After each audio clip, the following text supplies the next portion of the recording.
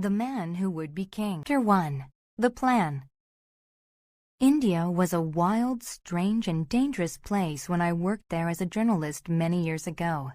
It was even wilder, stranger, and more dangerous than it is today. It was the kind of place where you never knew what was going to happen next. It was a place where people lived by laws that nobody could understand, and where you could be suddenly rich or suddenly poor, and then suddenly rich again. You could be a beggar one day, a prince the next, and then a beggar again. All sorts of strange people came from England to try and make money there, and they found very unusual ways to make it.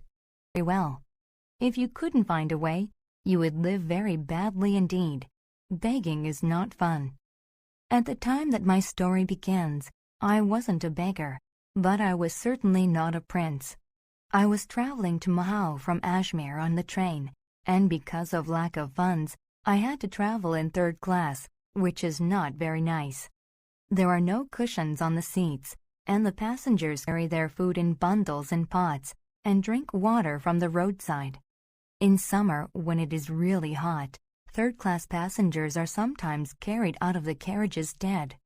I was the only person in the carriage until we reached Nazirabad, when a huge Englishman in shirt sleeves came in and began to talk to me. He was also a traveler, and we shared stories of our past adventures. He then wondered how he could send a telegram to his friend, who was in Ajmer, because he only had enough money for his dinner. I had no money at all, and although I would be paid when I reached Mohau, there was no telegraph office there, so I was not able to help him. "Did you say that you would be traveling back along this line soon?" asked my big friend. "In about 10 days, I replied. "Can't you make it 8? My business is urgent." "I can send your telegram for you in 10 days' time if that will help you," I said. My fellow passenger thought about it for a moment. "My friend is traveling from Delhi to Bombay on the 23rd, so I don't think the telegram will reach him in time. But perhaps there is another way. He will pass through Marwar Junction early in the morning of the 24th, and you might be returning through there at about that time. Do you think you could be there to give him a message? If I don't tell him where I am, he won't know where to go." I thought that this might just be possible. "All you have to say to him is, 'He has gone south for the week.' He'll know what that means. He's a big man with a red beard, and he'll be asleep in a second-class carriage. Just wake him up and tell him the message." I said that I would do it if I could, and then he told me that he was on his way to Dagumbar, because he had heard that the Rajah had done something bad. His plan was to blackmail the Rajah by pretending to be a journalist and threatening to publish the story in his newspaper. People like him generally lived a hard life and died suddenly. I kept my promise and was at Marwar Junction on the 24th. I found the red-bearded man in his second-class carriage, woke him up, and told him the message. "I am to tell you that he has gone south for the week." The red-bearded man rubbed his eyes. "That's just like him. Did he say I was to give you anything? I won't." I told him that he did not have to give me anything, and I watched the train pull away from the station. I didn't want the two men to get into trouble in Dagumbar, so I described them to the authorities. This prevented them from entering Dagumbar at all.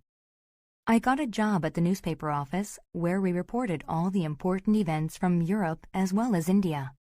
Kings died, wars began and ended, politicians made speeches, and ladies had afternoon teas. During the hot summer, the only things that happen in India happen in the hill towns, where it is cooler, and nobody comes into the office where I work. One hot summer Saturday night, I was in the office alone, waiting for a telegram about a sick king, so that the paper could be up to date with the news before it was printed. It was a very black night, with a westerly wind blowing in hot air from the desert. I was surprised to see two men wearing white clothes come into the office, and when they saw me, they laughed. One was the man I'd met on the train, and the other was the red-bearded man to whom I'd given a message. I asked them what they wanted. "We'd like to talk to you for half an hour," said the red-bearded man, "and ask you for some advice. We think you owe it to us because you stopped us from going to Dagumbar." I invited them to sit down, and they introduced themselves. "This is Peachy Carnahan," said the red-bearded man, pointing to the other. "And I am Daniel Dravat, and we have been most things in our lives, including soldiers, sailors, proofreaders, photographers, street preachers, journalists, engine drivers, and so on. But we think India is not big enough for us." They were certainly too big for the office. Dravat's red beard filled half of it, and Carnahan's shoulders filled the other half. "We don't like all the laws that the government makes," said Carnahan, "so we are going away to be kings, and we have signed a contract that we will not drink alcohol or go near any women until we are kings. It is alcohol and women that give us most trouble and stop us from getting ahead." I thought they had been out in the heat and were affected by the sun, but they were serious, and Carnahan continued to tell me their plan.